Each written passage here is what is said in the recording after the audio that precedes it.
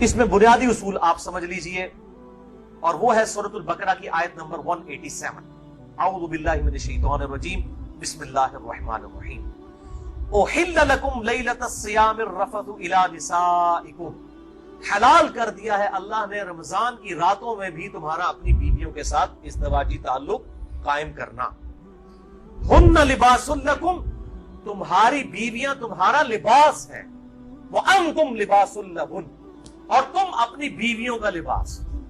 اب یہ لباس میں نے جو پہنا ہوا ہے، اس لباس اور میرے جسم کا کوئی پردہ نہیں ہے، میاں بیوی کا آپس میں کوئی پردہ نہیں ہے،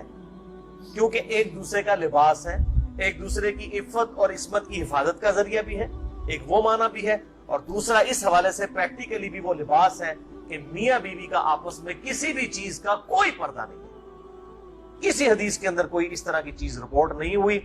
اس حوالے سے ایک مردود اور منقطع روایت پیش کی جاتی ہے، اور اس تابعی کا سما جو ہے وہ سیدہ عائشہ رضی اللہ تعالیٰ عنہا سے ثابت ہی نہیں ہے۔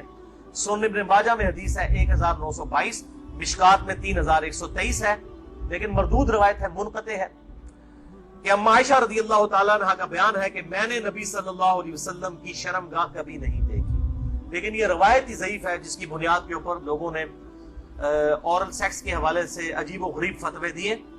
اور کہا کہ جی میاں بیوی ایک دوسرے کی شرمگاہ کو نہیں دیکھ سکتے، یعنی وہ کہتے دیکھ ہی نہیں سکتے، اگلی بات تو آپ چھوڑ ہی دیں۔ تو یہ حدیث ہی بالکل جو ہے وہ منقطع ہے اور مردود روایت ہے، جس کی بنیاد پہ یہ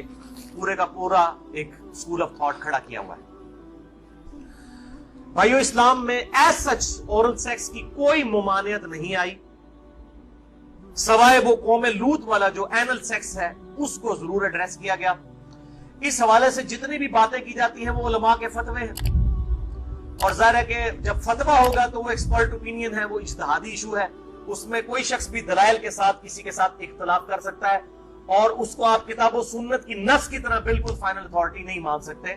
اس کے لیے دلائل دینے کی ضرورت ہوگی، زبانی کلامی نہیں کہ میرا دل نہیں مانتا، یہ چیزیں اس طریقے سے نہیں۔ بہرحال اورل سیکس کے حوالے سے میڈیکل ایشو ضرور ریزالو کرنا چاہیے،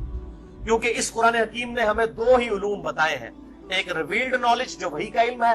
اور دوسرا acquired knowledge, the knowledge obtained through observations and experiments، science کا علم۔ ان دو میں سے اگر ایک علم بھی یہ چیز ویریفائی کر دے کہ اس طرح کا ایکٹ جو ہے صحت کے لیے نقصان دہ ہے،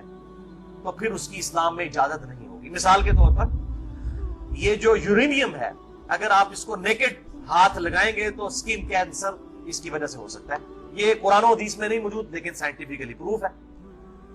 تو یہ اس کو پھر اس طریقے سے پریکٹس کیا جائے گا اور بچا جائے گا۔ اس حوالے سے میں نے گفتگو بھی کر دی ہے، مسئلہ نمبر 39،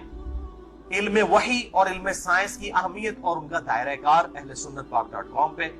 بہرحال میں نے اشارتاً اب گفتگو کر دی ہے، عقل مند کے لیے اشارہ کافی ہے، اس میں مزید ڈیٹیل میں جانے کی ضرورت نہیں ہے۔